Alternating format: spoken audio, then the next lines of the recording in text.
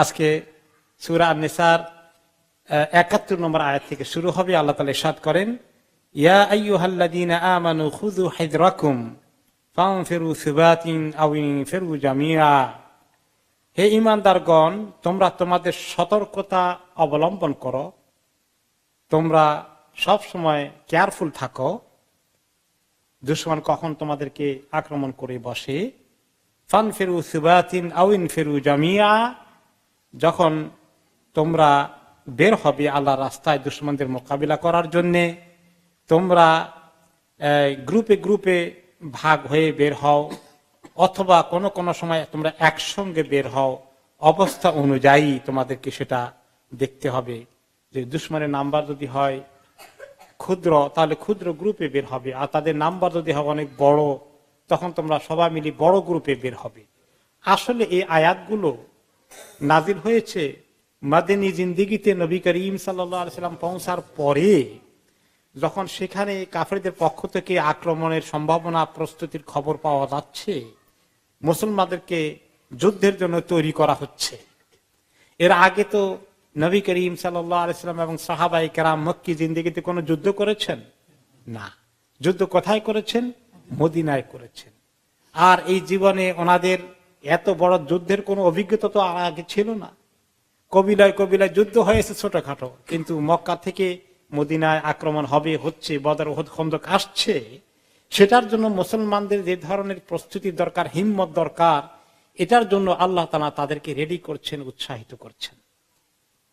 তো আল্লাহ তাআলা বলছেন যে তোমরা এইভাবে রেডি থাকো, রেডি হও, এবং তোমাদেরকে বের হওয়া লাগবে। এই জন্য অনেকগুলো যুদ্ধ হয়েছে মদিনায়। বড় বড় তিনটার খবর আমরা জানি, বদর, উহুদ, খন্দক, তারপরে তবুকের জন্য যেতে হয়েছে। এগুলো বড় চারটার খবর হয়তো আমরা ভালো করে জানি, কিন্তু ছোটখাটো অনেকগুলো হয়েছে। সেখানে সাহাবায়ে কেরামের ছোট ছোট দলকে নবী করিম সাল্লাল্লাহু আলাইহি ওয়াসাল্লাম পাঠিয়েছেন। এগুলো যে হচ্ছে এবং আরো হবে, এগুলোর জন্য প্রস্তুতি নিতে তিনি মুসলমানদেরকে উৎসাহিত করছেন, কারণ তাদের এই ধরনের কোনো প্রস্তুতি, এই ধরনের পরিস্থিতি আগে মোকাবিলা করতে হয়নি। তারপর আল্লাহ তাআলা বলছেন, ওয়া ইন্না মিনকুম লামান লা ইউবাত্তিআন, তোমাদের মধ্যে কিছু লোক আছে তারা খুব স্লো, তারা যুদ্ধের ব্যাপারে খুব একটা প্রস্তুত না মানসিকভাবে। যুদ্ধের খবর আসলে তারা পেছনে চলে যেতে চায়। এরকম কিছু দুর্বল মনা লোক ছিল, কিছু দুর্বল মনা ইমানদার ছিল। আসলে এরা অনেকেই আবার কিছু মুনাফিকই ছিল, তাদের মধ্যেই পড়ে যায়। এরা কতক্ষণ মনে করে ইসলাম ঠিক, আবার কতক্ষণ এই কাফেরদের সঙ্গে উঠা বসা করে ওইদিকে লাইন ঠিক রাখে, কোনটা করবে, এরকম দোদুল্যমানতা কিছু লোকের মধ্যে ছিল, এবং কিছু মুনাফিকও ছিলেন, আপনারা জানেন মদিনায়। সেদিকে দৃষ্টি আকর্ষণ করে আল্লাহ তাআলা বলছেন, ওয়া ইন্না মিনকুম লামান লা ইউবাত্তিআন, তোমাদের মধ্যে কিছু লোক আছে তারা পেছনে পেছনে থাকবে, সামনে আসতে চাইবে না, কি জানি যুদ্ধ জিহাদে যাওয়া লাগে কিনা। ফা ইন আসাবাতকুম মুসিবা ক্বালা কাদ আনআমা আল্লাহু আলাই ইয লাম আকুম মাহুম শাহীদা, তোমরা যদি সামনে থাকার কারণে কোনো সময় তোমাদের যুদ্ধে যেতে হয়, সামনের কাতারে থাকো, তাহলে ওরা কি করে? পেছনের কাতারে যায়। যুদ্ধে গেলেও তারা পেছনে থাকে, সামনে যায় না। কারণ প্রথম ধাক্কাটা তো আসবে যারা সামনে থাকবে তাদের উপরে। তো তারা যারা পেছনে থাকার তারা পেছনে থাকে, আর সামনের লোকদের উপরে যখন এরকম কোনো আক্রমণ এসে পড়ে, মুসিবত এসে পড়ে, কঠিন পরিস্থিতি মোকাবিলা করতে হয়, তখন তারা যারা পেছনে ছিল, পেছনের দুইটা অর্থ হয়, এই দলের মধ্যে আছে কিন্তু পেছনে বসে আছে, সামনে যেখানে বিপদ ওখানে নাই, অথবা মদিনায় বসে আছে, আসেনি, যুদ্ধে যায়নি, বিভিন্ন ওজর দিয়ে এক্সকিউজ দিয়ে পেছনে বসে থেকেছে, ঘরে বাড়িতে রয়ে গেছে, দুটোই হতে পারে। তো যখন খবর আসে যে কিছু লোক প্রথম যারা সামনে ছিল খুব মার খেয়েছে, অনেকে মরে গেছেন, শহীদ হয়েছেন, তো এই দুঃখ মুসিবতের, বিপদ আপদের এবং শক্ত চ্যালেঞ্জের খবর পাওয়ার পরে তারা বলে, কাদ আনআমা আল্লাহু আলাইয়া, আমাকে আল্লাহ বহুত নিয়ামত দিয়েছেন, ইয লাম আকুম মাহুম শাহীদা, আমি তাদের সঙ্গে ওখানে ছিলাম না, আল্লাহ বাঁচাইছেন আমাকে, আমি খুব সেফ আছি। এরকম চিন্তা করেছিল তারা। আর তো এরকম যুদ্ধে, তো বদর যুদ্ধে বিজয় হয়েছে, তারা যায় নাই, কিন্তু বিজয় হওয়ার পরে তারা আবার দেখলো আহারে ওখানে গেলে ভালোই হতো, এখানে তো বিজয় হয়েছে। আবার ওহদের যুদ্ধে মার খেয়েছে মুসলমানরা, প্রথম দিকে বলে যে এখানে না গেছি ভালো হয়েছে। তো এদেরকে আল্লাহ তাআলা বলছেন এই দুর্বল মনা তথাকথিত মুসলমান, মুনাফিক, দোদুল্যমান, ওয়ালাইন আসাবাকুম ফাদলুম মিনাল্লাহ, আর তোমাদের যদি আল্লাহর পক্ষ থেকে কোনো সময় বিজয় আসে, সুখবর পেয়ে যায়, তখন তারা কি বলে জানো, লা ইয়াকুলান্না কাআল্লাম তাকুম বাইনাকুম ওয়া বাইনাহু মাওয়াদ্দা। যে তখন তারা বলে যে এমন কথা বলে, সেই কথাটা কি? কথাটা মোটেই ভালো না। সেই কথাটা বলার আগে আল্লাহ তাআলা আর একটু ব্যাখ্যা করেন। তারা এমন কথাটা বলে মনে হয় যেন তোমাদের সঙ্গে তাদের কোনো মহব্বতের সম্পর্ক নাই, ভালোবাসার সম্পর্ক নাই, তোমাদেরকে তারা আরেক জাত মনে করে, দুশ্মনী করে মনে হয়, যেন তোমাদের ব্যাপারে আসলেই মনে তাদের দিলের ভিতরে কোনো মায়া মমতা নাই।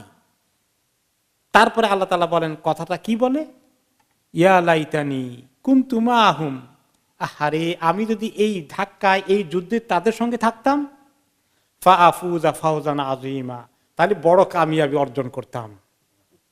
পেছনে থেকে তো ওজর খাহি করে এক্সকিউজ দিয়ে তো ঠকেই গেলাম দেখা যায়, কারণ এই যুদ্ধে তো মার খাওয়া লাগে নাই, বিজয় লাভ হয়েছে। মুনাফিকের খাসলত হলো এরকম, যখন দেখে যে বিপদ আসে তখন পিছনে চলে আসে, যখন দেখে যে সুযোগ সুবিধা জিন্দাবাদ তখন সামনে চলে যায়। আমি তো আছি, আমি তো সবার আগে আছি, কে বলে আমি পিছনে আছি? তো এরকম মোমেন্ট দিয়ে কি আল্লাহ নবী যুদ্ধ জিহাদ করতে পারবেন? আল্লাহ তাআলা মোমেনদের কারো দুর্বলতা থাকলে তাদেরকে কারেকশন করে দিচ্ছেন, আর মুনাফিকদের ব্যাপারে তাদেরকে লেসন দিচ্ছেন যে এই মুনাফিকি করে তোমরা মনে করো আল্লাহ কিছুটা আর পান না, আল্লাহ সব জানেন।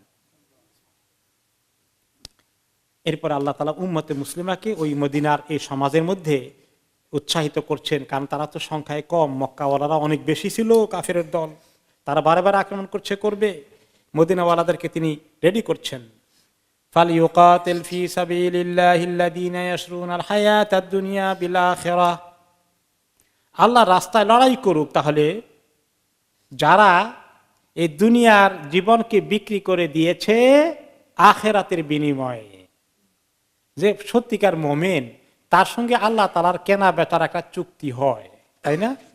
ইন্নাল্লাহা আশতারা মিনাল মুমিনিনা কি আনফুসাহুম ওয়া আমওয়ালাহুম বিআন্না লাহুমুল জান্নাহ। আল্লাহ তাআলা মুমিনদের জান এবং মাল খরিদ করে নেন, কেন?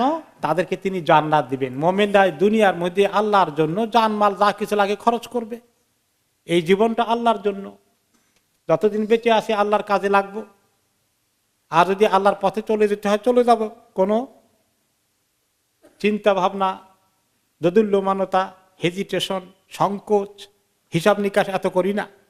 এটা হচ্ছে মুমিনের জিন্দেগি।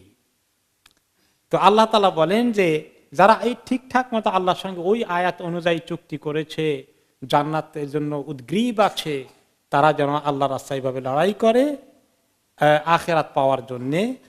ওমান ইউকাতিল ফি সাবিলিল্লাহি ফায়ুকতাল আও ইয়াগলিব ফাসাউফা নুতিহি আজরান আযীমা, যে ব্যক্তি আল্লাহর রাস্তায় এইভাবে লড়াই করতে যদি গিয়ে যদি সেই ময়দানে শহীদ হয়ে যাওয়া লাগে, তাহলে শহীদ হয়ে যায়, অথবা কোন সময় বিজয় লাভ করে ফেরত আসে, উভয় ক্ষেত্রে আমি তাকে বিরাট পুরস্কার দান করব। এই পুরস্কারের কথা, কি পুরস্কার আছে সেটা হচ্ছে একটি হাদিসে এসেছে, তাকাফফালাল্লাহু লিল মুজাহিদি ফি সাবিলিহি, যে আল্লাহর রাস্তায় মুজাহিদ হন, আল্লাহ তাকে গ্যারান্টি দিয়েছেন। কিসের গ্যারান্টি দিয়েছেন? ইন তাওয়াফাহু আর ইউদখিলাহুল জান্নাহ, যদি ইন্তেকাল হয়ে যায় নিশ্চিতভাবে আল্লাহ তাআলা তাকে জান্নাত দিবেন। আর যদি ইন্তেকাল না হয়, কিছুদিন আরো বেঁচে থাকেন, আও ইরজিআহু ইলা মাসকানিহি আল্লাযী খারাজা মিনহু বিমা নালা মিন আজরিন আও গানিমা, অথবা বেঁচে থাকলে কিসমতে আল্লাহ তার হায়াত আরো কিছুদিন রাখলে তাকে বিজয় দান করে তাকে দুনিয়ার এবং আখিরাতের সব দিবেন। দুনিয়ার মধ্যেও আল্লাহ তাআলা গনিমতের মাল দিবেন, আখিরাতের মধ্যেও আল্লাহ তাআলা তাকে অনেক বড় পুরস্কার দান করবেন। তো বাদার, ওহদ, খন্দকের জন্য, তাবুকের জন্য রেডি করার জন্য আল্লাহ তাআলা মুসলমানদেরকে উৎসাহিত করছেন। তখনও মক্কার জিন্দেগিতে, মক্কা তখনও বিজয় হয়নি, ফাতহে মক্কা হয়নি। মক্কার এই এলাকার ভিতরে অনেক মুসলমান রয়ে গেছেন, তারা হিজরত করতে পারেননি। সব মুসলমানকে হিজরত করে ফেলেছিলেন, হ্যাঁ মেজরিটি মুসলমানরা হিজরত করেছেন, কিন্তু still a good number was there. Abbas রাদিয়াল্লাহু আনহু, নবী করিম সাল্লাল্লাহু আলাইহি ওয়াসাল্লামের চাচা, তিনিও সেখানে ছিলেন। তিনি ভিতরে ভিতরে মুসলমান, কিন্তু তাদের সঙ্গে প্রকাশ না করার কারণে কাফেররা তখন তাকে তাদের সঙ্গে রাখছে এবং জোর করে বদরের যুদ্ধেও নিয়ে আসছে তাদের পক্ষে যুদ্ধ করার জন্য। পরে তিনি বন্দী হয়ে গেছেন। অবশ্য নবী করিম সাল্লাল্লাহু আলাইহি ওয়াসাল্লাম চাচাকে সম্মান করেছেন, মুক্ত করে দিয়েছেন। তো আর তারপরে ছিলেন ওনার ছেলে আব্দুল্লাহ ইবনে আব্বাস এবং তার মা আব্বাস রাদিয়াল্লাহু আনহুর বিবি আব্দুল্লাহ ইবনে আব্বাসের মা, তিনিও ওখানে ছিলেন। ওনারা এরকম অনেক ছিলেন, তারা আল্লাহ আল্লাহ করতেছিলেন, খুব দুর্বলভাবে মক্কায় বসবাস করতেন, ইসলামকে বেশি প্রকাশ করতে পারতেন না। কাফেররা তাদেরকে হুমকি ধুমকি দিত, মার দিতে আসতো। ওনারা অপেক্ষা করতেন যে হায়রে কোন সময় আল্লাহ তাআলার এই মদিনার মুসলমানদেরকে, নবী করিম সাল্লাল্লাহু আলাইহি ওয়াসাল্লামকে আল্লাহ তাআলা বিজয় দিবেন, তারা এসে আমাদেরকে উদ্ধার করে নিয়ে যাবে, এই কাফেরদের জাতাকল থেকে আমরা বের হতে পারবো, কোন সময় আল্লাহ তাআলা সে হুকুম হবে। তাই এই প্রহর, এই দিন তারা গুনছিলেন। সে খবর আল্লাহ তাআলা দিলেন মুসলমানদেরকে যে তোমাদের অনেক কাজ আছে, ওই বেচার দিকে তোমাদের উদ্ধার করার জন্য প্ল্যান করতে হবে, প্রস্তুতি নিতে হবে। তারা কষ্টে আছে, তাদেরকে উদ্ধার করার কাজ আছে। সেই খবর আল্লাহ তাআলা পরের আয়াতে দিচ্ছেন, ৭৫ নম্বর আয়াতে, ওয়ামা লাকুম লা তুকাতিলুনা ফি সাবিলিল্লাহ, তোমাদের কি হয়েছে আল্লাহর রাস্তায় তোমরা লড়াই করো না। ওয়াল মুস্তাদআফিনা মিনার রিজালি ওয়ান নিসাই ওয়াল উইলদান, দুর্বল হয়ে আছে যে সমস্ত মুমিনগুলো কাফেরদের ওই মক্কার সমাজে, তাদের মধ্যে আছে পুরুষগুলো, কিছু দুর্বল পুরুষ, মানে কেউ বুড়া রয়ে গেছেন, কেউ হয়তো অসুস্থ আছেন, এই বেচারাদের হিজরত করার মতো সুযোগ সুবিধা নাই, কোনো কারণে আটকা পড়ে গেছেন। মহিলারা আছেন, তারাও বেকায়দায় আছেন, আসতে পারেননি, বা অনেকে কাফেররা আসতেও দেয়নি, যে যেতে পারবা না, এখানেই থাকবা, পাহারা দিয়েছে যেন পালাতে না পারে। সবাইকে তো ওপেনলি হিজরত করতে তারা দেয় নাই। এমনকি রাসূলুল্লাহ সাল্লাল্লাহু আলাইহি ওয়াসাল্লাম তো হিজরত কি ওপেনলি করেছেন, লুকিয়ে এসেছেন। এরকম অনেক সাহাবী এভাবে আর হিজরত করতে পারেননি।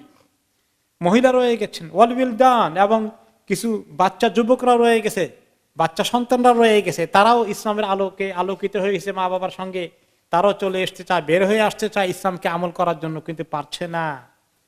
তোমরা তাদেরকে উদ্ধার করার জন্য কি লড়াই করবে না হে মদিনার মুসলমানরা? এই দুর্বল লোকগুলোর কি অবস্থা জানো? তারা রাত দিন আল্লাহর কাছে আহাদারি করছে, আল্লাযীনা ইয়াকুলুনা রাব্বানা আখরিজনা মিন হাযিহিল ক্বরিয়া আয-যালিমি আহলুহা, তারা আল্লাহর কাছে ফরিয়াদ করছে যে আল্লাহ আমাদেরকে এই জালিম যে কওম আছে তাদের এই জনপদ থেকে, তাদের শহর থেকে, তাদের গ্রাম থেকে আল্লাহ আমাদেরকে বের করার ব্যবস্থা করেন। ওয়াজআল লানা মিন লাদুনকা ওয়ালিয়্যান ওয়াজআল লানা মিন লাদুনকা নাসীরা, আমাদের জন্য আল্লাহ আপনার পক্ষ থেকে ওয়ালি বের করে নিয়ে আসেন, আর আমাদের জন্য আপনার পক্ষ থেকে আমাদের সাহায্যকারী জোগাড় করে দেন। তো আল্লাহ তাআলা কাদেরকে ব্যবহার করবেন তাদের ওয়ালি এবং সাহায্যকারী হিসাবে?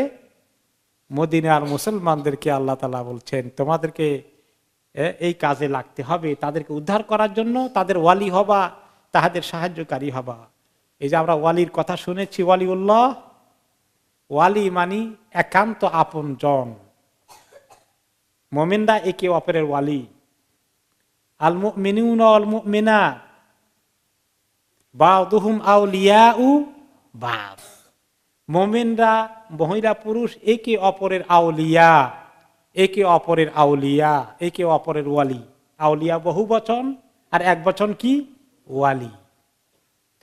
তাহলে মুমিনরা মুমিনদের ওয়ালি হয়। আবার আল্লাহু ওয়ালিউল্লাযিনা আমানু, আল্লাহ মুমিনদের ওয়ালি। আবার ভালো মুমিন আল্লাহর ওয়ালি। কত রকমের ওয়ালি আছে দেখছেন? আমরা খালি এক রকমের ওয়ালি চিনছি। হুজুর ওই লোকটা, ওই অমুক সাহেব খুব বড় ওলি আল্লাহ ছিলেন। হইতে পারে, এরকম অনেক নেককার দুনিয়াতে আছেন, কিন্তু আমরা কারো ব্যাপারে খুব শক্ত করে একদম সার্টিফিকেট দেওয়ার ক্ষমতা আমাদের আছে নাকি?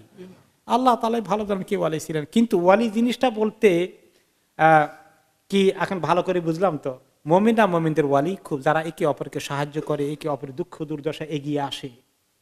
আবার আল্লাহ আমাদের ওয়ালি, যে তিনি আমাদেরকে সাহায্য করেন, আমাদেরকে হেল্প করেন, আমাদেরকে উদ্ধার করেন। আমরা আল্লাহর ওয়ালি, আমরা আল্লাহর একান্ত কাছের লোক, আল্লাহর একান্ত আপনজন। তাহলে কোন ওয়ালি বুঝতে অসুবিধা হলো? ক্লিয়ার হয়েছে?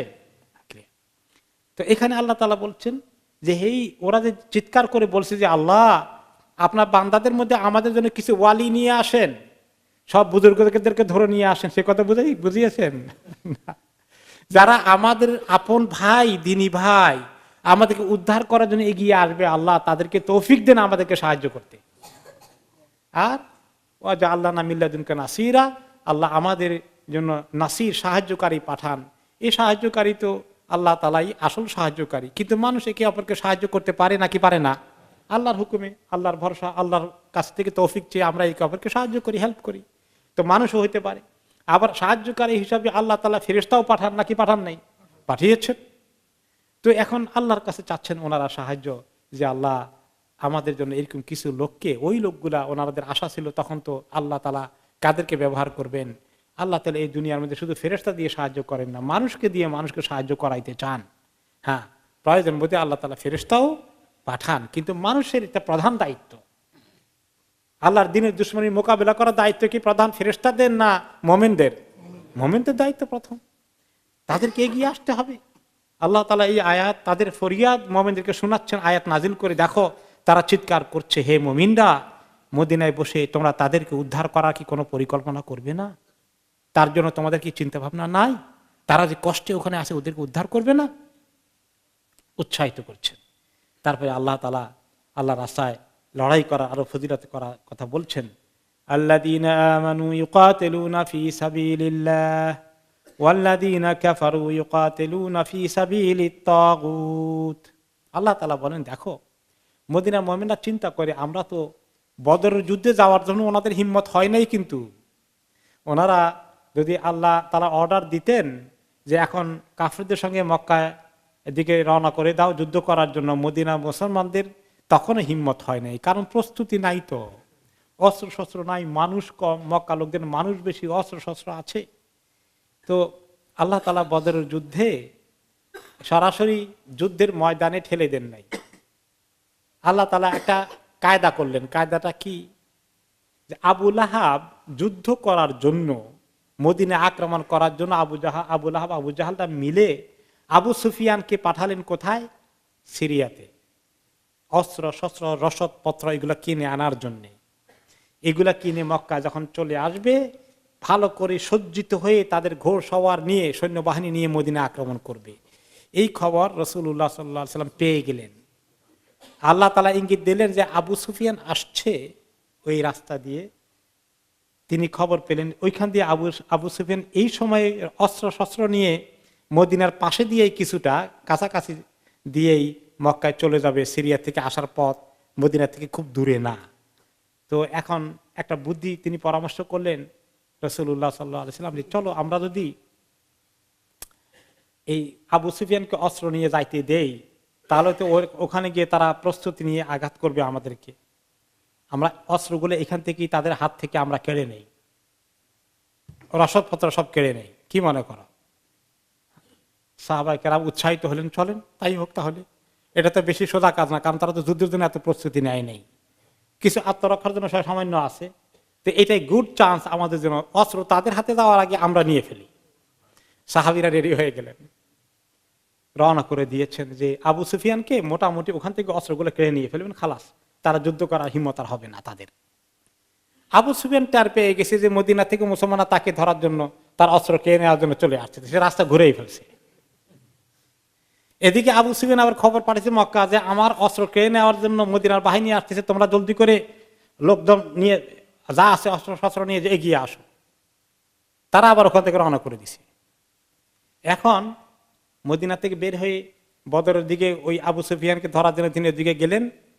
আবু সুফিয়ান সে রাস্তা পাড়ি দিয়ে আরেক দিকে চলে গেল, সে হাতের নাগালের বাইরে চলে গেল। আর মক্কার ওরা অস্ত্র শস্ত্র নিয়ে ওই জায়গায় চলে আসছে। এখন দুই গ্রুপ মুখামুখি হয়ে গেছে, আবু সুফিয়ান অস্ত্র নিয়ে পার হয়ে গেছে ওদিকে। এখন আল্লাহ তাআলা নবী করিম সাল্লাল্লাহু আলাইহি সাল্লামকে বলে দিলেন যে এখন তাদেরকে বলেন যে ওইটা তো চলে গেছে, এখন এইটা মোকাবিলা করতে হবে তাদেরকে। এখন সাহাবীরা চিন্তা করে গেল, আর তো যুদ্ধ করে নাই, এই তো প্রথম ভাঙ্গাচুরা অস্ত্র শস্ত্র নিয়ে এসছে, এটা কি পারবে তারা? খুব চিন্তায় পড়ে গেলেন। তারপরে নবী করিম সাল্লাল্লাহু আলাইহি ওয়াসাল্লাম যখন বুঝিয়েছেন, আল্লাহ তাআলা আয়াত নাযিল করেছেন যে আল্লাহ তাআলা তোমাদেরকে সাহায্য করবেন, চিন্তা করো না, তাওয়াক্কুল আল্লাহ, সামনের দিকে এগিয়ে যাও। ওনারা যুদ্ধ করলেন, আল্লাহ তাআলা কি দিলেন? মুসলমানদেরকে বিজয় দান করলেন। সেই কথার আয়াত আল্লাহ তাআলা পরে নাযিল করেছিলেন যে তোমরা চেয়েছিলে সহজটা, লড়াই মোকাবিলা করতে চাও নাই, কিন্তু আল্লাহ তাআলা তোমাদেরকে সেখানে নিয়ে ফেলে দিয়েছেন এবং আল্লাহ তাআলা তোমাদেরকে বিজয়ও দান করেছেন। তো এই যে আল্লাহ তাআলা বলতে চান যে দেখো পরবর্তী পর্যায়ে উহুদে, খন্দকে আরো তো কাজ আছে, মুসলমানদেরকে আল্লাহ তাআলা রেডি করছেন। তিনি বলছেন যে দেখো মক্কায় তো ওদেরকে উদ্ধার করতে হবে, সেই কাজ তোমাদের রয়ে গেছে। তারা চিৎকার করতেছে, রাত দিন আমার কাছে দোয়া করছে তোমাদেরকে পাঠানোর জন্য, তোমরা রেডি হও। তো তোমরা ভয় পেও না, তাদের শক্তি বেশি, তো স্বাভাবিকভাবেই তাদের সবসময় শক্তি বেশি। বদরের যুদ্ধে মুসলমানরা কত ছিলেন? 313 জন। তারা কত ছিল? 1000, তাই না? একটু বেশ কম, 1000 একটু বেশি, তো 3 গুণ, এরও 3 গুণেরও বেশি। হ্যাঁ, তারপরে আবার ওহদের যুদ্ধও তাই, কয়েক গুণ বেশি। এখন যদি মক্কা দিকে যেতে হয়, খন্দকের সময় তারা কয়েক গুণ বেশি। তো আল্লাহ তাআলা বলে শোনো, খালি গুণ, তাদের অস্ত্র বেশি, মানুষ বেশি, এগুলো হিসাব করো কেন? ওইটা হিসাব করো না যে তোমরা আল্লাহর রাস্তা লড়াই করো আর তারা তাগুতের রাস্তা লড়াই করে, শয়তানের রাস্তা লড়াই করে, বাতিলের রাস্তা লড়াই করে। হকপন্থী আর বাতিলপন্থী কি একরকম? তোমাদের হিম্মত তো তাদের হিম্মত থেকে কয়েক গুণ বেশি হবে। তোমরা ইমানের বলে বলিয়ান আসো, তোমাদের সঙ্গে আল্লাহ আছে, তাদের সঙ্গে আল্লাহ আছে নাকি? তো তোমরা সেটা কেন হিসাব করো না? খালি ওদের সংখ্যা গণ কেন? তাদের অস্ত্র শস্ত্র দেখো কেন? ফাকাতিলু আউলিয়া আশ-শাইতান, যাও যখন যুদ্ধে যেতে হয় শয়তানদের আউলিয়া যেগুলো আছে এগুলোকে তোমরা লড়াই করবে, তাদের সঙ্গে শয়তানদের আউলিয়ার সঙ্গে লড়াই করো। দেখেন শয়তানেরও ওলি আউলিয়া আছে। কাফের, বেদিন, ফাসেক, তার ওলি শয়তান, আর শয়তান হলো তাদের ওলি। ওলি কথাটা কত জায়গায় ব্যবহার হয়েছে দেখছেন? আমরা তো খালি একটাই শুনছি, কত জায়গায়। শয়তান, কাফের, বেদিন, ইসলামের দুশ্মনের ওলি, আর ইসলামের দুশ্মনরা শয়তানের ওয়ালি। যাও শয়তানের ওলিদের বিরুদ্ধে তোমরা লড়াই করো, শয়তানের ওলিগুলোর সঙ্গে মোকাবিলা করো। শয়তানের ওলিদের সঙ্গে মোকাবিলা করবা, আর তোমরা আমার ওয়ালি, আমি কি তোমাদেরকে ছেড়ে দেবে? আমি কি তামাশা দেখবো? মনে রেখো, ইন্না কাইদা শাইতানে কানা দাঈফা, শয়তানের চক্রান্ত খুবই দুর্বল। কেমন দুর্বল? এত দুর্বল, বদরের যুদ্ধের আগের কাহিনী আপনারা অনেকবার শুনেছেন, আবার মনে করি আমরা নিজেরা। বদরের যুদ্ধের আগে সে কাফেরদেরকে খুব ওই যে নিয়ে আসছে, আরে চলো এবারে একদম শেষ করে দিব, মদিনা সব শেষ। সে নিজেকে বলছে যে আপনার বাড়ি কোথায়? হুজুর, খুব সাজে সুজে একেবারে বুজুর্গ হয়ে সেজে আসছে, যে আমার বাড়ি ওম দিকে, উত্তর দিকে নজদ এলাকায়, ওখানে আমি থাকি, আমি তো তোমাদের সঙ্গে একমাত্র বহু দূর থেকে আসছি, আর আমার অনেক অভিজ্ঞতা আছে, আমি বুড়ো মানুষ, দেখতে পাচ্ছ দাড়ি সাদা, আমি তোমাদেরকে সব সময় বুদ্ধি দেব, সাহায্য দেবো, আমার অনেক অভিজ্ঞতা আছে, তোমরা কোনো চিন্তা করবো না, আমি তোমাদের সঙ্গে আছি, যাও এগিয়ে। যেই যুদ্ধ শুরু হয়ে গেল, বদরের যুদ্ধের কথা মনে আছে তো? যুদ্ধ শুরু হয়ে গিয়েছে, এখন দেখা যায় যে আল্লাহ তাআলা ফেরেশতা নাজিল করে দিয়েছেন, বড় কাফেরদের কল্লা পড়ে গেল কয়েকটা, এবং কাফেররা আর টিকতে পারছে না, রণে ভঙ্গ দিচ্ছে, দেওয়ার উপক্রম। দেখে যে বুজুর্গ যিনি আমাদেরকে খুব উৎসাহ দিয়েছেন, ওনার খুব বুদ্ধি আছে, ওনার দিকে একটু তাকাই, এখন দেখে যে উনি খালি পিছন দিকে তাকিয়ে দৌড় দিচ্ছেন। বুজুর্গ, আপনি এখন দৌড় দেন যে? আপনি না বললেন যে আপনি আমাদের সঙ্গে থাকবেন, বুদ্ধি পরামর্শ যা আল্লাহকে দিবেন, যত অ্যাডভাইস আছে সব করবেন, এখন দেখি আপনি পালান। ইন্নী আরা মা লা তারাউন ইন্নী আখাফুল্লাহ, আমি যা দেখি তোমরা তা দেখো না। শয়তান তো সব দেখে, ফেরেশতা আসছে আল্লাহ তার এটা দেখিয়ে দিয়েছেন, মানুষ তো আর তো দেখছে না। তো এই শয়তানের চক্রান্ত, শয়তানের ষড়যন্ত্র খুব শক্তিশালী না দুর্বল? দুর্বল। কে বলছেন? আল্লাহ তাআলা বলেন। আল্লাহ তাআলা যে বলছেন এতে তো সন্দেহ নাই, কিন্তু আমাদের বিশ্বাস আছে কিনা ঠিক মতো এটার মধ্যে সন্দেহ আছে। আমরা তো ওই বিশ্বাস করতে পারতেছি না। আমাদের মনের দুর্বলতা এমন, আহার এই দুনিয়া ব্যাপী ইসলামের বিরুদ্ধে যা শুরু হয়ে গেছে, কোনো উপায় নাই। হায় হায় হায়, মানে আল্লাহ রাব্বুল আলামিন লিইযহিরাহু আলা দ্বীনি কুল্লিহি ওয়া কাফা বিল্লাহি শাহিদা, যে বলেছেন আল্লাহ এই দিনকে গালেব রাখবেন, গালেব করবেন, আল্লাহ একাই সাক্ষী হিসাবে যথেষ্ট, এত কিছু বলছেন। কিন্তু আমাদের মনে হয় ইয়া আল্লাহ যা দেখছি, মানে কোন রকমে আর আমাদের হতাশা ছাড়া কিছু নাই। কিন্তু শয়তানের চক্রান্ত দুর্বল, এই কথাটা আল্লাহ তাআলা যুগে যুগে আমাদেরকে মনে রাখার জন্য এই কোরআনের আয়াতটা নাজিল করেছেন। শয়তানের চক্রান্ত দুর্বল শুধু বদরের যুদ্ধের সময় হয়েছে? সারা জীবন, সারা দুনিয়ার শয়তানি চক্র তো বহুত বড়, তাদের অনেক নেটওয়ার্ক আছে। কিন্তু মুমিনকে চিন্তা করতে হবে যে এগুলো সব শয়তানের চক্রান্ত, এগুলো সবগুলোই দুর্বল, সবগুলো কি আল্লাহ তাআলা পরাস্ত করতে পারেন এবং পারবেন। ফিরআউন আনা রাব্বুকুমুল আলা, তাকে আল্লাহ তাআলা মোকাবিলা করেছেন না করেননি? নমরুদ, কওমে আদ, কওমে সামুদ নবীদের মোকাবিলায় অনেক শক্তিশালী, কিন্তু আল্লাহর কাছে কি কিছুই না। তো দুনিয়ার এখন যত শক্তি ইসলামের বিরুদ্ধে ষড়যন্ত্র করুক, আল্লাহ তাআলার কাছে কিছুই না। ইন্না কাইদা শাইতানি কানা দাঈফা। এরপরে আল্লাহ তাআলা দেখলেন যে মুসলমানদের মধ্যে তো অনেক আবু বকর, ওমর রাদিয়াল্লাহু আনহু এরকম তো জলিলুল কদর সাহাবী আছেন, যখনই আল্লাহ নবী হুকুম দেন ওনারা লড়াই মোকাবেলায় চলে যাচ্ছেন। কিন্তু কিছু দুর্বল মনা লোক আছে, নিজেরাও পিছনে থাকে, বাকিদেরকে ওয়াসওয়াসা দেয়। ওয়াসওয়াসা দিলে কিছু মুসলমানদের দিল একটু আবার দুর্বল হয়ে যায়। তাদের ব্যাপারে আল্লাহ তাআলা আরেকটু খোলাসা করে বলছেন যেন মুনাফিকদের ব্যাপারে মুসলমানরা সতর্ক হয়, এবং যাদের ভিতরে ঈমানি দুর্বলতা আছে তারা যেন এগুলো কাটিয়ে উঠতে পারে। আল্লাহ তাআলা তাদেরকে ওয়ার্নিং দিচ্ছেন। আলাম তারা ইলাল্লাযীনা ক্বিলা লাহুম কুফু আইদিয়াকুম ওয়া আকিমুস সালাহ ওয়া আতুজ যাকাহ ফালাম্মা কুতিবা আলাইহিমুল কিতালু ইযা ফারীকুম মিনহুম ইয়াখশাউনান নাস কাখাশিয়াতিল্লাহি আও আশাদ্দা খাশিয়া।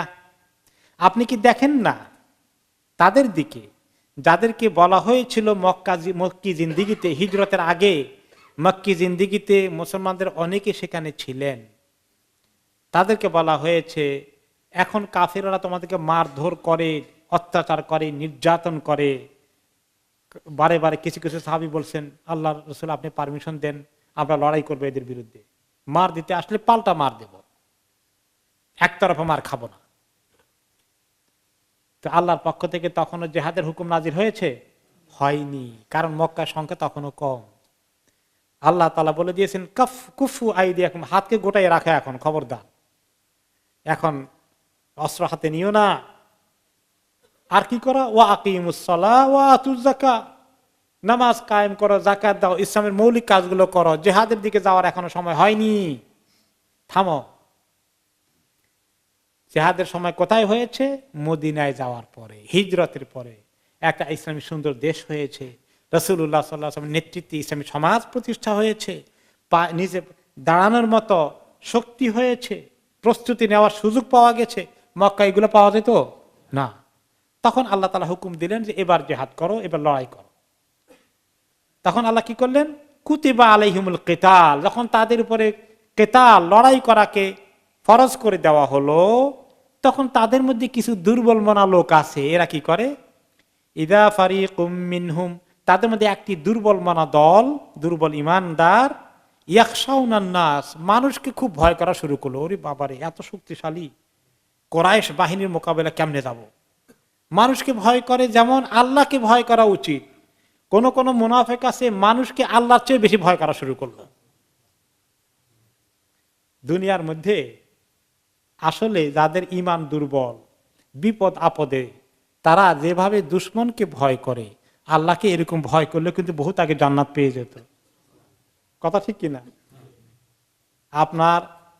আপনি দুনিয়ার মধ্যে দেখেন যে মানুষ যারা আল্লাহকে ভয় কম করে তাদের কিন্তু অনেকেই ভয় করা লাগে, অনেকেই ভয় করা লাগে। কোন সময় দেখা যায় যে মানুষ পুলিশকে ভয় করা লাগে না লাগে, কোন সময় ধরে বসে পিটানো শুরু করে দেয়। তো তারপরে দেখা যায় যে আপনার কেউ দেখা যায় অনেক বড় সরকারি কর্মকর্তা আছে, নেতা নেত্রী আছে, রাষ্ট্রপ্রধান হতে পারে, প্রধানমন্ত্রী হতে পারে, তাদের ভয়ে তো সাধারণ পাবলিক অস্থির থাকবে। আবার কোন কোন সময় দেখা যায় যে রাষ্ট্রপ্রধান প্রধানমন্ত্রীর মতো লোকের আবার ভয় থাকে কোনখান দিয়ে সমস্ত জাতি আবার উল্টি বসে কিনা। তো সবারই তো দেখা যায় ভয় আছে নাকি? সবারই ভয় আছে। আরে মিশরের প্রেসিডেন্ট আনোয়ার সাদাত কুচকাওয়াজ নিচ্ছেন, তিনি তো প্রেসিডেন্ট, তার হুকুমে সেনাবাহিনী কোন দিকে ছুটবে, খালি বলে একেবারে হুকুম দিল সব। তিনি দেখতেছেন ওইখান থেকে আসি তারে শুট করে দিল, ওইখানে স্টেজের মধ্যে শেষ।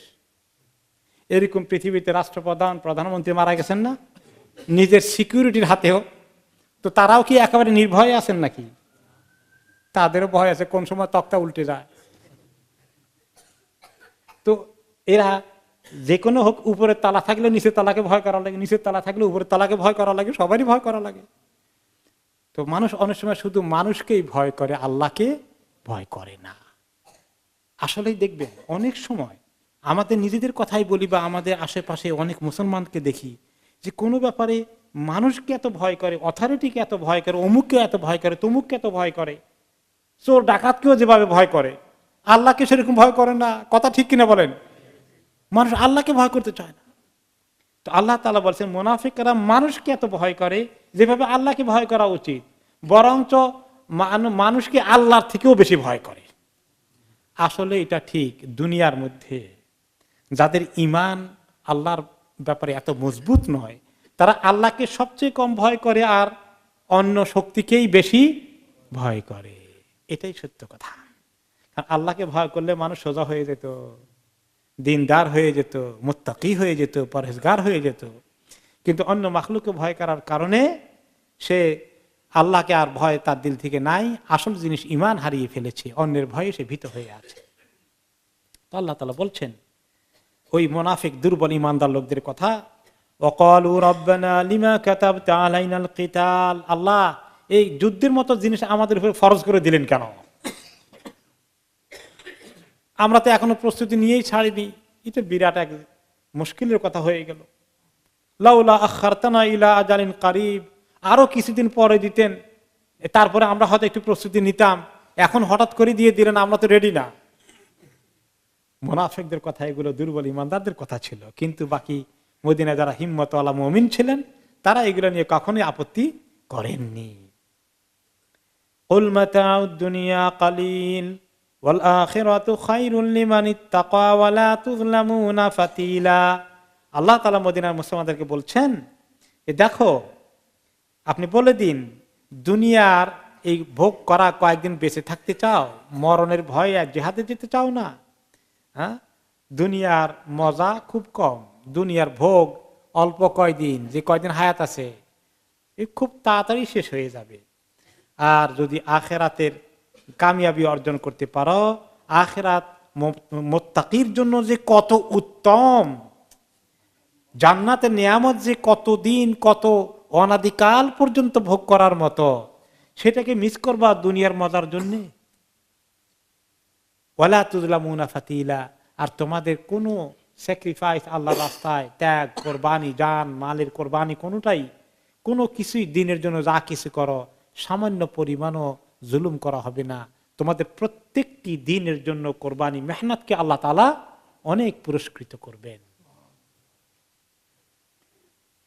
তো এখন মরণের ভয়ে তারা যেতে চায় না। কিছু মুনাফিক কিসিমের লোকেরা শুধু ওজর দিয়েছে, মনে আছে না? তবে করে যুদ্ধের সময় খালি ওজর দেয়, কয় যে আমার ফ্যামিলি অসুস্থ আছে, আর যেন বলে যে আমার এই সমস্যা, আর যেন ওই সমস্যা, আমার শরীর খারাপ, কত ওজর নিয়ে আসছে। তো আল্লাহ তাআলা বলছেন যে মরণকে এত ভয় করো, আইনামা তাকুনু ইদরিকুমুল মাউতু ওয়ালাউ কুনতুম ফি বুরুজিম মুশাইয়াদা, তোমরা যেখানেই থাকো না কেন মউত তোমাদেরকে ধরে ফেলবে সময় মতো। এমনকি তোমরা যদি সুরক্ষিত কোনো দুর্গেও বসবাস করে থাকো, সুরক্ষিত দুর্গে, এমন দুর্গ যে কোনোদিন কোনো দুশ্মন তার ধারে কাছেও যেতে পারবে না। আগের জামানা যে দুর্গগুলো বানাতে হতো, যে লোহার কপাট, যেরকম উঁচু প্রাচীর ওয়াল দেখছেন এক একটা দুর্গের চতুর্পাশে, এত মজবুত যাতে দুশ্মন না আসতে পারে, তুমি এইরকম একেবারে সুদৃঢ় প্রাচীরের সুরক্ষিত দুর্গ যদিও বানাই, সেখানে নিজেকে সেভ করে রাখো যাতে মউত না আসে। মউত সেখানে পৌঁছবে নাকি পৌঁছবে না? পৌঁছে যাবে, তোমার সুরক্ষিত দুর্গেও পৌঁছে যাবে, তুমি সেখান থেকেও বাঁচতে পারবে না। তারপরে আল্লাহ তাআলা বলছেন, وَإِن تُصِبْهُمْ حَسَنَةٌ يَقُولُوا هَذِهِ مِنْ عِندِ اللَّهِ وَإِن تُصِبْهُمْ سَيِّئَةٌ يَقُولُوا هَذِهِ مِنْ عِندِكَ। মুনাফিকরা, দুর্বল মনাল ঈমানদার লোকেরাও কিছু কিছু এই ওয়াসওয়াসার শিকার। তারা বলে, হে নবী, যখন আপনার এই নেতৃত্বের কারণে মদিনার সমাজে কোনো যুদ্ধে কোনো সময়ে যখন তারা ভালো কিছু পায়, বদর যুদ্ধে বিজয় লাভ করেছে, তারপর অথবা কোনো বছর ফসল ভালো হয়েছে আপনার উপস্থিতির কারণে মদিনায়, তখন তারা বলে যে এটা আল্লাহ তাআলা দিয়েছেন আমাদেরকে, ফসলও ভালো হয়েছে অথবা যুদ্ধে আমরা বিজয় লাভ করলাম, এটাও আল্লাহ তাআলা দিয়েছেন। ওয়াইন তুসিবহুম সাইয়্যাআহ ইয়াকুলু হাযিহি মিন ইনদিক। আর কোন সময় কোন বছর ফসল খারাপ হয়ে গেলে বলে মুহাম্মদ মক্কা থেকে মদিনায় আসার কারণে বা আমাদের ফসল নষ্ট হয়ে গেছে। নাউযুবিল্লাহ। মদিনার মুনাফিকরা এই কাজও করত। আর যদি কোন যুদ্ধে আপনি পরাজিত হন, আপনার বাহিনীর সাহাবায়ে কেরাম মার খায়, তখন বলে যে এই মুহাম্মদের কারণে আমরা মার খেলাম, এবার উহুদের যুদ্ধে তাই হয়েছিল। তো আল্লাহ তাআলা এই মুনাফিকদেরকে ফাঁস করে দিচ্ছেন, তাদেরকে আল্লাহ তাআলা চ্যালেঞ্জ করে বলছেন, কুল কুল্লুম মিন ইনদিল্লাহ, আপনি বলে দেন ভালো মন্দের তাকদীরের ফয়সালা কার পক্ষ থেকে হয়? আল্লাহর পক্ষ থেকে। ফসল ভালো হলো না খারাপ হলো, এই সিদ্ধান্তের মালিককে আল্লাহ তাআলা। যুদ্ধে বিজয় হবে না এবার শাহাদাত বেশি হবে না একটু ক্ষতি হবে, এটাও কার পক্ষ থেকে ফয়সালা হবে? আল্লাহ তাআলার কাছ থেকে। ফামা লিহাউলাইল কওমি লা ইয়াকাদুনা ইয়াফকাহুনা হাদিসা। কি হয়েছে এই কওম, এই লোকগুলোর, তারা কোনো কথাই ভালো করে বুঝতে চায় না, প্রত্যেকটি কথাকেই তারা অপব্যাখ্যা করে, প্রত্যেকটি ঘটনাকে তারা অপব্যাখ্যা করে, উল্টোভাবে আপনাকে দায়ী করছে, আল্লাহ তাআলার এই ফয়সালাকে তারা মানে না। এই যে তাদের এই চরিত্র কেন হলো, এরা কত সর্বহারা ক্ষতিগ্রস্ত হয়ে যাচ্ছে। মা আসাবাকা মিন হাসানাতিন ফামিনাল্লাহ ওয়া মা আসাবাকা মিন সাইয়্যাতিন ফামিন নাফসিক ওয়া আরসালনাকা লিন-নাসি রাসূলা ওয়া কাফা বিল্লাহি শাহীদা। ভালো কিছু পাওয়া গেলে এটা যেমন আল্লাহর কাছ থেকে আসে, আপনার জীবনে, তাদের জীবনে, প্রত্যেকের জীবনে ভালো কিছু যদি ঘটে, এটার ফয়সালাও আল্লাহর পক্ষ থেকে হয়েছে। আর কোনো খারাপ কিছু, দুঃসংবাদ, ক্ষতিগ্রস্ত হওয়া, লস হয়ে যাওয়া, যুদ্ধে পরাজিত হওয়া ইত্যাদি, এই ফয়সালাটাও আল্লাহর পক্ষ থেকে হয়েছে। ওয়া আরসালনাকা লিন-নাসি রাসূলা, আপনাকে মানব জাতির জন্য আমি রাসূল হিসাবে পাঠিয়েছি। আপনাকে ভালো আর মন্দ নিয়ে দেওয়ার দায়িত্ব, অথরিটি আপনাকে দেই নাই। এটা কার হাতে? আল্লাহর হাতে। এই জন্য মদিনায় গিয়ে আল্লাহ নবীকে বলবেন, ইয়া আল্লাহ নবী বড় বিপদে আছে, একটু উদ্ধার করেন না। নাউজুবিল্লাহ করবেন নাকি? এটা নাম কি? শিরক। তো আল্লাহ তাআলা আল্লাহ নবীকে তো এই কোনো দায়িত্ব দেননি। এগুলা সব আল্লাহ কার হাতে রেখেছেন? আল্লাহর হাতে। যদি আমাদের দেশে বিভিন্ন মাজারের মধ্যে এই দায়িত্ব দিয়ে বসে আছে লোকজন। লা হাওলা ওয়ালা কুওয়াতা ওয়া কাফা বিল্লাহি শাহীদা। আল্লাহ তাআলাই সব কিছুর সাক্ষী হয়ে আছেন, তিনি সাক্ষী এই কথাগুলোর। এই যে মউত আসবে যেখানে থাকো না কেন, সব জায়গায় মউত আসবে যেখানেই থাকুক না কেন, কোনো আত্মরক্ষা তাকে মউত থেকে বাঁচাতে পারবে না। আমরা মনে করি গরিব মানুষ, চিকিৎসা করতে পারলাম না, আরে বাবার চিকিৎসা করতে পারলাম না, ধুকে ধুকে মরলো, টাকা ছিল না। টাকাওয়ালারা মরে না বিনা চিকিৎসা? চিকিৎসা হয়েও তো মরে। হেলিকপ্টার করে বাংলাদেশ থেকে ব্যাংকক নিয়ে যায়, পয়সা কি কম আছে নাকি? তারপরেও লাশ করে ফেরত নিয়ে আসে আবার, ঠিক কিনা? এই জন্য এক কবি বলেছেন, আরবি ইসলামী কবি, ওমান হাবা আসবাবাল মানায়া ইয়ানালনাহু ওয়ালাউ রামা আসবাবাস সামাই বিসুল্লামি। যে ব্যক্তি মৌতের ভয়ে অস্থির হয়ে আছে, বাঁচার জন্য আপ্রাণ চেষ্টা করছে, তাকেও মৌত টাচ করবে, মৌত তাকে পাবেই। আর যে ব্যক্তি মৌত থেকে বাঁচার জন্য সিঁড়ি তৈরি করে আকাশের দিকে উঠে যাবে, তারপরেও তার মৌতের হাত থেকে রেহাই নাই। কুল্লু নাফসিন যায়কাতুল মাউত। এখন এই যে সবকিছু আল্লাহর পক্ষ থেকে আসে, ভালো মন্দ তাকদীরের ফয়সালা, রিজিকে যা লেখা আছে কোনোটাই মিস হবে না, এগুলো আল্লাহ তাআলার পক্ষ থেকে আসে। আবার এগুলো আমাদের নিজেদের আমলও আল্লাহ তাআলা করে আদায় করতে বলেন। এইটা দুইটার মধ্যে এই সামঞ্জস্য কি? যেমন একটা আয়াতে আছে, আল্লাহ তাআলা বলেছেন যে মা আসাবাকা মিন হাসানাতিন ফামিনাল্লাহ, যে হে নবী, আপনি যত ভালো কিছু পেয়ে যান, এগুলো আল্লাহর পক্ষ থেকে আপনার জন্য বরাদ্দ করা হয়েছে, বিধায় আপনি এগুলা পান। এগুলো আপনার নিজের কোনো কৃতিত্ব না, মুসলমানদেরও কৃতিত্ব না।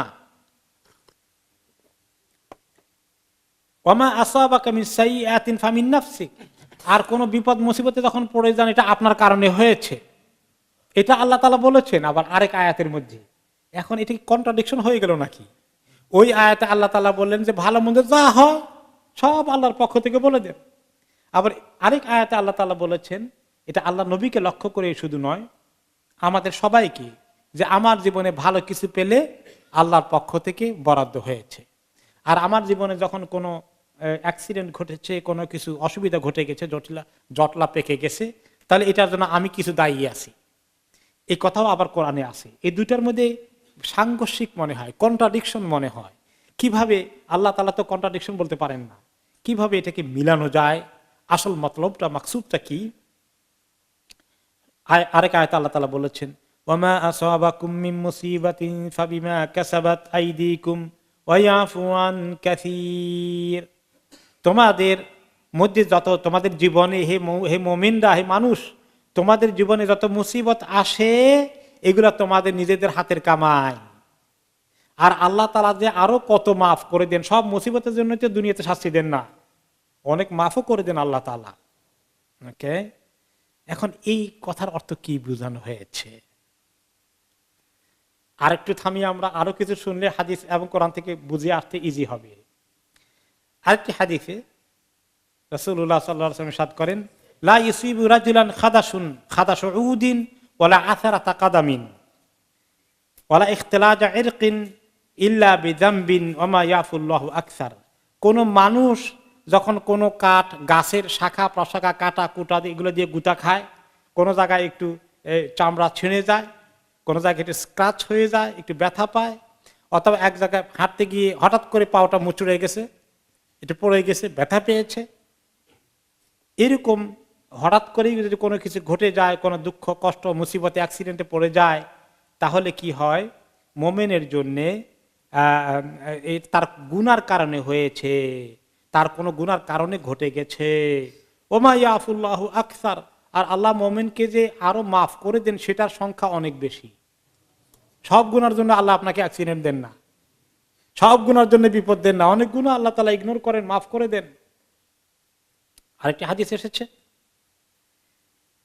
ওয়াল্লাযী নাফসি বিয়াদিহি, আল্লাহর কসম যার হাতে আমার জান আছে, লা ইউসিবুল মুমিনা হাম্মুন ওয়ালা হাযানুন, একজন মুমিনের যখনই কোনো দুশ্চিন্তা হয়, কোনো আতঙ্কে থাকে, কোনো পেরেশানিতে পড়ে যায়, ওয়ালা নাসাবুন, ঘুমাতে পারে না, দুশ্চিন্তা তাকে গ্রাস করে ফেলেছে, হাত্তা শাওকাতু ইউশাকুহা, এমনকি এক জায়গায় হাঁটতে গিয়ে ছোট্ট একটি কাঁটা পায়ের মধ্যে লেগে একটু ব্যথা পেয়ে গেছে, একটা পিন পায়ের মধ্যে লেগে গেছে, একটা পিনের মধ্যে পানা দিয়েছে, এরকম ছোট্ট একটা ব্যথাও যদি তার গায়ে কোনো সময় লেগে যায়, তাহলে এটার বিনিময়ে ইল্লা কাফফারাল্লাহু আনহা বিহা মিন খাতায়া, এগুলোর কারণে আল্লাহ তাআলা তার গুনাহকে মাফ করে দেন। এখন এই সবগুলো কোরআন হাদিস রাখলে এই যেটা হলো, এক নম্বরে যে ভালো মন্দের ফয়সালা তাকদিরে লেখা আছে, রিজিকে লেখা আছে। আমাদের আকাশ জমিন, আমাদের সৃষ্টির সব মাখলুকের সৃষ্টি হওয়ার কত বছর আগে? 50,000 বছর আগে। এটা বরাদ্দ হয়ে আছে, লেখা আছে ফি কিতাব, একদম কিতাবের মধ্যে লেখা আছে আল্লাহর কাছে। এটা ঘটবেই, এটা অ্যাভয়েড করার কোনো উপায় নাই, যেটা লেখা আছে ঘটবেই। 2 নম্বর হচ্ছে আল্লাহ তাআলা আমাদেরকে ভালো যা কিছু ঘটে আল্লাহর হুকুমে আল্লাহ তাআলা দান করেন। এখন খারাপ যেটা ঘটে এটা আল্লাহর হুকুমে হয়, আবার সেটার জন্য দেখা যায় আবার আমরাও দায়ী আছি, আবার সেটার জন্য গুনাহ মাফ হয়ে যায়। তিনটা কিন্তু কন্ট্রাডিকশন নয়, তিনটার অর্থ এক, ঘুরে এক প্যাকেজে ঢুকানো যায়। সেটা হচ্ছে এটা ঠিক আমরা অনেক গুনাহ করি নাকি ঠিক না? অনেক গুনাহ করি না? এখন গুনাহগুলোর কারণে আল্লাহ তাআলা আমাদেরকে কিছু এই গুনার কাফফারা আদায় করার জন্যে কিছু বিপদ দিয়ে গুনাহকে মুছে দেন। তো এখন এটা একদিক থেকে বিপদ, এই যে বিপদ এসে গেছে একটা, আবার গুনাহ মুছে দিচ্ছেন, গুনাহ মাফ হয়ে যাচ্ছে, এটা আবার কি সুখবর।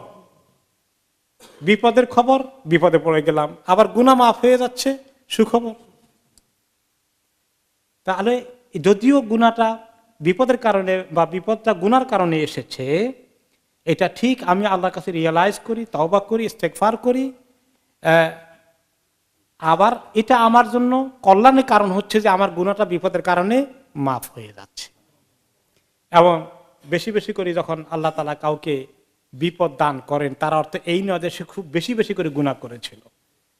কোন কোন সময় আল্লাহ তাআলা এই কারণ ছাড়াও, গুনাহ ছাড়াও বিপদ দান করেন, নাকি দেন না? গুনাহ ছাড়াও বিপদ দেন। এই জন্য কেউ যদি বিপদে পড়ে বলবে না গুনাহ করছিলে এই জন্যই তো তোমার বিপদ পড়ছে, এগুলো বলা ঠিক? কিছু লোকে বলে, কারো ছেলে মারা গেলেও বলে যে এই গুনাহ করছে এই জন্য ছেলে মারা গেছে। লা হাওলা ওয়ালা কুওয়াতা ইল্লা বিল্লাহ। এটা যেমন কোন গুনার কারণে ঘটে, আবার আল্লাহ তাআলা পরীক্ষা করেন। এমনকি কোন কোন হাদিসে এসেছে যে আল্লাহর নেক বান্দাকে আল্লাহ তাআলা তার গুনাহগুলো মাফ করাই দিতে চান, তার সব গুনাহ মাফ হয়ে যাক আল্লাহ তাআলা চান, কিন্তু তার আমল যদ্দূর আছে সব গুনাহ মাফ হচ্ছে না। আল্লাহ তাআলার কাছে আখিরাতে তাকে অনেক বড় উঁচু জায়গা দান করবেন, কিন্তু তার আমল সেখানে যায় না, কিছু গুনাহ রয়েও গেছে এখনো। তখন আল্লাহ তাআলা তার বিপদের পরে বিপদ দিয়ে গুনাহগুলোকে সাফ করে নেন, গুনাহগুলোকে সাফ করে নেন এবং তার পজিশন আপ করতে থাকেন, পজিশন আপ করতে থাকেন। এমন ভাবে কোন কোন সময় সে গুনাহ মাফ হতে হতে মৃত্যুর আগে জমিন উপরে দিয়ে হাঁটে, তার সব গুনাহ পাক সাফ হয়ে গেছে, আল্লাহর কাছে চলে যায় গুনাহ ছাড়া। এইরকম আরেকটি হাদিসে এসেছে, গুনাহগার লোকেরা যখন আল্লাহর কাছে যাবে, তারা দেখবে যে যাদের বিপদ আপদে বিপদগ্রস্ত লোক বেশি ছিল, একটা পর একটা বিপদ এসেছে, ব্যক্তিগত জীবনে, পারিবারিক জীবনে, সাংসারিক জীবনে, ব্যবসায়িক জীবনে, চাকরি বাকরিতে, একটা পরে একটা আসেই। অনেক বেচারা সাফার করেছে। কিয়ামতের দিন দেখবে যে তার পজিশন আল্লাহর কাছে খুব হাই হয়ে গেছে। তার অবস্থা দেখে যারা খুব সুখে শান্তিতে ছিল তারা আফসোস করে যে আল্লাহ আমরাই তো দুনিয়াতে ঠকে গেলাম, দেখা যায় আল্লাহ আমাদেরকে এরকম বিপদ দিয়ে এত বিপদ দিলেন না কেন যে আমাদের চামড়াগুলো, গোশতগুলো শরীর থেকে বের করে ফেলতো দুশ্মনে আমাদেরকে অত্যাচার করে, তাহলে আজকে আপনার কাছে আমরা পুরস্কৃত হয়ে যেতাম। তাহলে বিপদ আসলে মোমেন খুব বিরক্ত অথবা দুঃখ কষ্ট অথবা রাগ গোসা হতাশায় পড়বে না, কিন্তু আল্লাহ তাআলার কাছে বিপদ থেকে উদ্ধার হওয়ার জন্য, উদ্ধার পাওয়ার জন্য দোয়া করা কি জায়েজ আছে? অবশ্যই আছে। এমনকি বিপদ থেকে মুক্ত থাকার জন্য দোয়া করা দরকার আছে কিনা? দরকার আছে। তিনি শিখিয়েছেন, হে লোকেরা আল্লাহর কাছে কখনো বিপদ চাইও না যে আল্লাহ বেশি করে বিপদ দেন, আখিরাতে তাতে কামিয়াব হয়ে যেতে পারি। নাউজুবিল্লাহ, সাল্লাল্লাহু আলাইহি আফিয়া, সবসময় আল্লাহর কাছে মাফ চাও, সবসময় আল্লাহর কাছে মাফ চাও। আর যদি আল্লাহ তাআলা কখনো কখনো তোমাকে বিপদে ফেলে দেন, তাহলে বিরক্ত হইও না, আল্লাহর উপরে রাগ গুসা করো না, ইয়াকিনের সাথে সবরের সাথে গ্রহণ করো, তওবা করো, ইস্তিগফার করো, গুনাহ মাফ চাও, বিপদ থেকেও মাফ চায়, বিপদ থেকে উদ্ধার পাওয়ার জন্য যতটুকু চেষ্টা করা দরকার চেষ্টা করতে থাকো। তাহলে এই বিষয়টা কোনো শোভা সন্দেহ, কনফিউশনের তো আর দাবি রাখে না, তাই না? যে আল্লাহ তাআলা সবগুলোই বলেছেন যেন আমরা ভালো করে সব দিকটাই বুঝি। 1 নম্বরে বিপদ কেউ দেয় না, এটা যেমন আল্লাহর হুকুমে তাকদীরের ফয়সালা হবে, কিন্তু আমার গুনাহ অনেক সময় তার জন্য দামি, সেদিন আমি আল্লাহর কাছে সবসময় অনুতপ্ত মাপ চাইব। আর 3 নম্বর হচ্ছে কোন কোন সময় আল্লাহ রাব্বুল আলামিন মানুষকে বিপদ ছাড়াও পরীক্ষা, গুনাহ ছাড়াও পরীক্ষা করেন। আল্লাহর কোন কোন হাদিসে আছে যে যাকে আল্লাহ বেশি মহব্বত করেন তাকে আল্লাহ বেশি পরীক্ষার মধ্যে রাখেন। তো সেই জন্য সবগুলোই কোরআন হাদিসের সহি কথা। একটা নিয়ে যদি কনক্লুশন করে ফেলি তাহলে ঠিক হবে না, জুলুম হয়ে যাবে। সবগুলো সামনে রাখলে আমাদের একটা আন্ডারস্ট্যান্ডিং হবে, ব্যালেন্সড হবে, ব্যালেন্সড আন্ডারস্ট্যান্ডিং হবে। তাহলে আমরা এখানে ভুল বুঝবো না এবং আমাদের জীবনের মধ্যে কোনোটাই আমাদের ক্ষতির কারণ হবে না। আল্লাহ তাআলা যখন আমাদেরকে ভালো রাখেন আলহামদুলিল্লাহ, আর কষ্টে রাখলেও আমাদেরকে আল্লাহর কাছে সবরের মাধ্যমে সে পরিস্থিতি মোকাবিলা করতে হবে, আল্লাহ তাআলার কাছে চাইতে হবে। এবং এই আজকের আয়াতের মধ্যে যা দেখলাম, দুনিয়ার সমস্ত শক্তি যখন একসঙ্গে বড় বড় শক্তি কোনো দিকে মনে হয় যেন তারা এগিয়ে গিয়েছে, তাহলে মনে হয় যে আর বোধহয় কোনো উপায় নাই, সব একদিকে, আর আর কোনো মুক্তি পাওয়ার উপায়ের কোনো রাস্তাই বোধহয় নাই। কিন্তু আল্লাহ তাআলা মুমিনদেরকে এরকম হতাশা হওয়ার থেকে বলেছেন যে তোমরা সে আল্লাহর উপরে তাওয়াক্কুল করো, তোমাদের দায়িত্ব পালন করে যাও। ইন্না কাইদা শাইতানি কানা দাঈফা, শয়তানের ষড়যন্ত্র খুবই দুর্বল। কাজে মুমিন কখনো হিম্মত হারাবে না, আল্লাহ তাআলার উপরে ভরসা রাখবে, মন খারাপ করবে না, দুর্বল হবে না। এটা মুনাফিকের লক্ষণ। আল্লাহ রাব্বুল আলামিন আমাদেরকে ঈমান মজবুত করার তৌফিক দান করুন এবং আমাদের বিপদ আপদ থেকে আল্লাহ আমাদেরকে হেফাজত করুন, সকল অবস্থায় সবরের তৌফিক দান করুন, দায়িত্ব পালনের তৌফিক দান করুন।